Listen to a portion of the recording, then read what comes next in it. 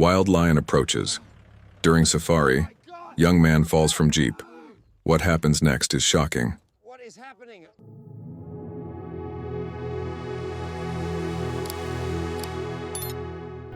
The late afternoon sun bled gold across the savannah, stretching shadows long across the dry earth. A safari jeep rumbled gently over the dirt track, its passengers leaning over the railings with cameras ready, whispering in awe at the wildness around them. The land seemed endless.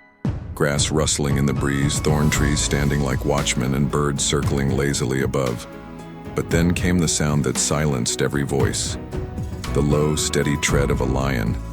He appeared from the grass as if conjured by the light itself, broad-shouldered, golden mane swaying, muscles rippling with each deliberate step.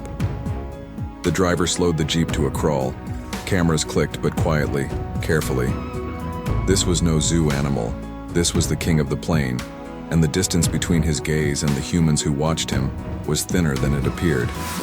Among the passengers sat David, the youngest of the group. Restless energy burned in him, his eyes wide, his movements less restrained than the others.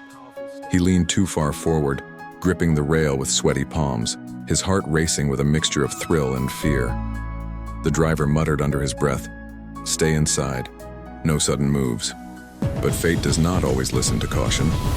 The jeep jolted over a rut, lurching with a sudden jolt. In that instant, David's hand slipped, his body pitched forward, and before anyone could grab him, he tumbled over the side. The world seemed to freeze. Dust rose in a choking cloud as David hit the ground hard, rolling once before he managed to scramble onto his knees. His palms were scraped, his breath ragged, his chest tightening with terror. He blinked against the dust, his ears ringing, then silence. The lion had stopped walking, amber eyes locked onto him, unblinking, unhurried. The distance between them was no more than a handful of paces, nothing compared to the power that stood before him. The jeep erupted in hushed gasps, whispers breaking the stillness. "Don't move, just stay down!" But the voices felt distant, muffled beneath the thrum of David's pulse in his ears. The lion's head tilted slightly, mane catching the dying sun, as it took a single step forward. Dust puffed up beneath, its paws, each movement deliberate, every muscle alive with restrained power. David could see the twitch of its tail, the rise and fall of its chest, the silent command of its gaze. He could not run. His legs were locked, his hands pressed into the warm dust. All he could do was remain still, caught in the impossible space between predator and prey. The jeep's driver tried to edge closer, but even the engine's hum felt too loud in that fragile moment. The tourists barely breathed, their cameras forgotten in their laps. All eyes were fixed on the scene, the young man on his knees, and the lion closing the space between them step by measured step.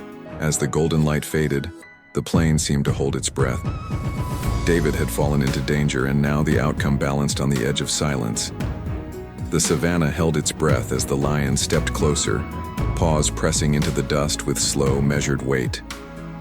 Each movement carried a quiet power, the kind that belonged to creatures born to rule.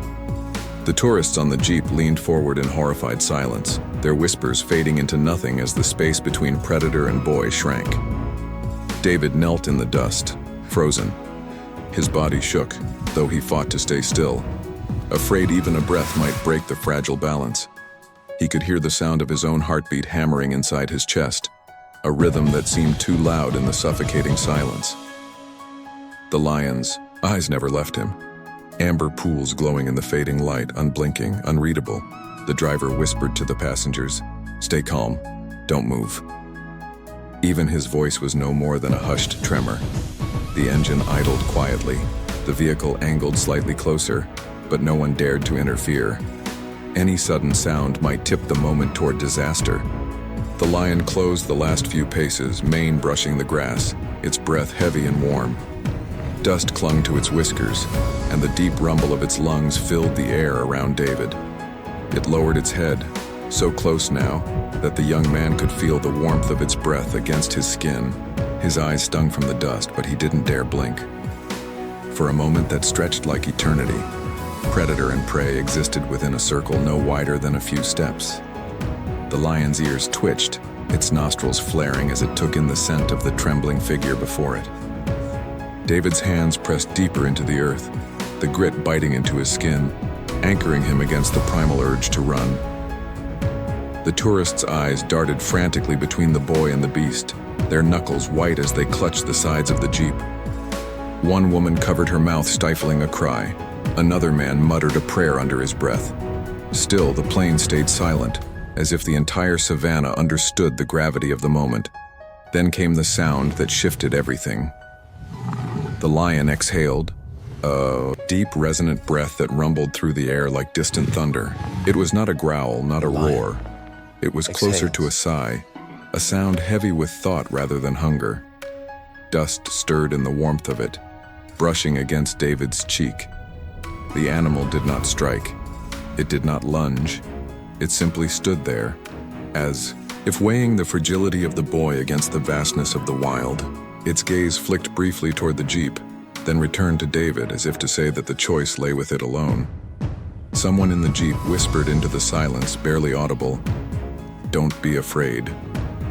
The words floated across the still air, fragile yet grounding. David's trembling eased only slightly, but enough to steady his breath. The lion lingered a moment longer, then shifted its weight back, lifting its head. The dust swirled again, and its tail flicked in quiet rhythm. The boy remained frozen, waiting, every nerve alive with terror and awe. The standoff had not ended, but the rules had changed. The lion's choice was no longer about hunger. It was about recognition. The lion closes the distance until it is face to face with David, but instead of attacking, it pauses in silence, exhaling deeply, a gesture that shifts the standoff from danger to something more profound. The lion stood motionless, its amber eyes fixed on David. The boy's chest rose and fell in shallow rhythm, every muscle trembling with the effort of stillness. The jeep's passengers clung to silence, afraid that even a whisper could break the fragile thread holding predator and prey apart. Then, in a moment that left every witness breathless, the lion shifted. Its great head tilted slightly, mane brushing against the dust-filled air, and with deliberate calm it stepped forward, not with a lunge, but with slow, measured grace. The distance vanished. Its body loomed so close that David could feel the brush of the mane against his shoulder, the warmth of its breath sweeping across his skin. The tourists gasped quietly, some squeezing their eyes shut. They waited for the roar, for the strike that never came. Instead, the lion paused, standing beside the boy as though guarding rather than threatening. Its muscles rippled with restrained power, but its eyes softened, no longer sharp with predatory intent. David remained frozen, heart pounding. He dared, a single breath shaky and shallow, and the lion answered with another low exhale, a deep rumble that seemed almost like release. It was a sound of presence, not possession. Then, with a flick of its tail, the lion turned away. Dust rose under its paws as it walked past him, each step steady, unhurried. The golden mane caught the fading sun, glowing like fire as it moved toward the tall grass. David blinked in disbelief, his body numb with relief. The animal had been close enough to end his life, yet it had chosen to spare it. That choice, silent and unexplainable, weighed heavier than any words. The lion reached the edge of the grassland and paused once more.